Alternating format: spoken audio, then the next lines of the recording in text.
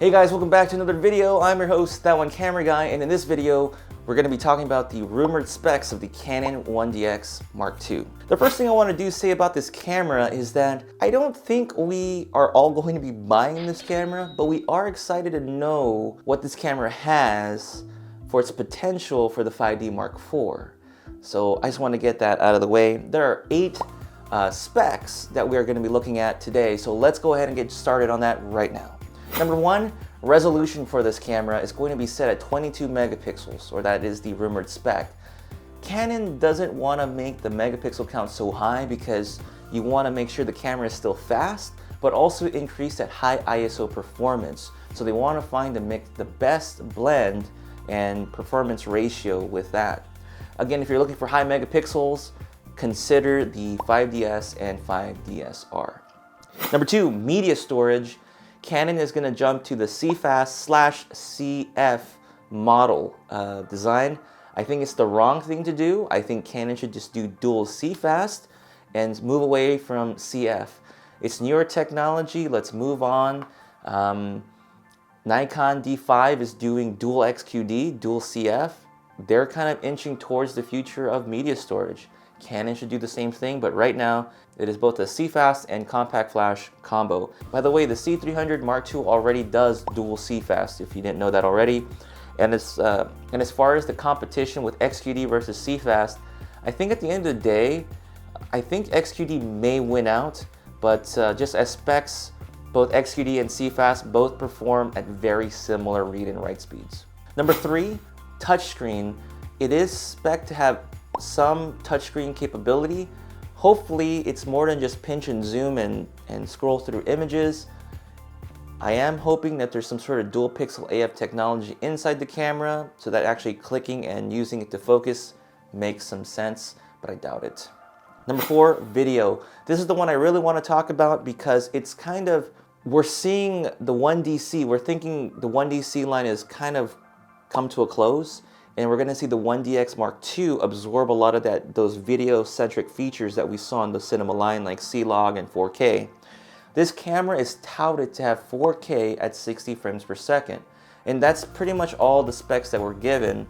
I do think it's going to be at 8-bit 420. We're not going to get 10-bit, something like you would get out of the C300 Mark II. But what's really odd is, if you don't know already, the C300 Mark II doesn't even do 4K at 60 frames per second. It taps out at 30 frames per second. So it's going to cause a weird shift where why can't the cinema line of cameras have higher end recording speeds, yet the 1DX Mark II would have that. Just to entice people, I think it's going to make a lot of sense to throw this feature in there, but whether it's going to make a whole lot of sense, I really don't know. We're going to talk about that at the end. But let me know what you think down below about that right now. Number 5, GPS. The 7D Mark II already had one of those. It makes a lot of sense for this camera to have one of them. People use this camera in very rugged environments, environmental portraits, photos, etc. I think it's going to be a nice added feature for those of you who do take advantage of that. Number 6, intervalometer. Came out in the 7D Mark II. This is honestly should have been added a long time ago through firmware update. It's a long overdue feature. It's nice to have it, but why this long? I don't know. Number 7, price tag of $6 grand. Yeah, we can't afford it. Moving on. Number 8, raw video at 4K. I think this is going to be similar to what we saw with the GoPro Hero 3 Black Edition, where you could record in 4K at 15 frames per second. Correct me if I'm wrong on that. We're going to see something similar where we can record raw video at 15 to 20 frames per second, so you're not going to get complete 24 frames per second.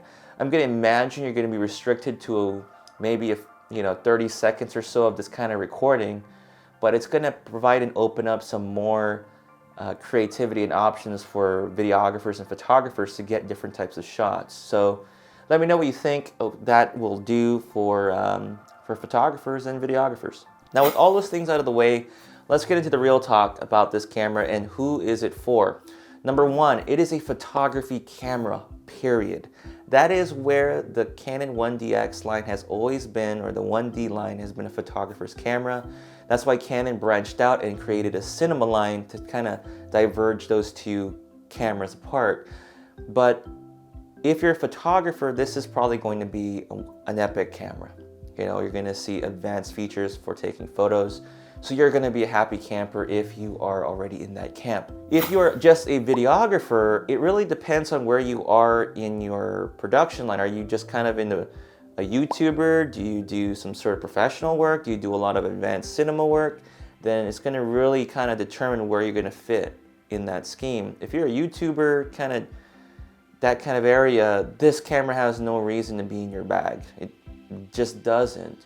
If you're kind of in the higher upper end cinematographer line, I feel like this is the camera you would skip because there's so many better options. You've already got the C300 Mark II, you've got the Blackmagic Ursa line of cameras, the Sony a7S II, a7R II, GH4. Why would you want to get this camera? So in the middle range of things, unfortunately, I don't think this camera makes a lot of sense for videographers. If you're a hybrid user, it's going to be great for you. Great stills, great video. You're going to be a happy camper. About this camera will reveal a lot about what the 5D Mark IV will have inside of it. I think we're all hoping, for those of us who have used Canon and used Canon DSLRs, we are all banking on some impressive features in the 5D Mark IV, and we're hoping Canon doesn't let us down. And the 1DX Mark II is just sort of kind of giving us an indication of what we might see. Guys, that's all I've got to say. I don't know everything. Let me know what you think down below in the comment section. Again, I am your host, That One Camera Guy, and I will catch you on the next video. If you did enjoy this video, go ahead and smash that like button. If you do enjoy the videos I am producing on my channel, go ahead and consider subscribing. If you missed my last vlog, go ahead and click on one of the annotations next to me or the letter I up there. And with that said, I'll see you on the next video. Bye.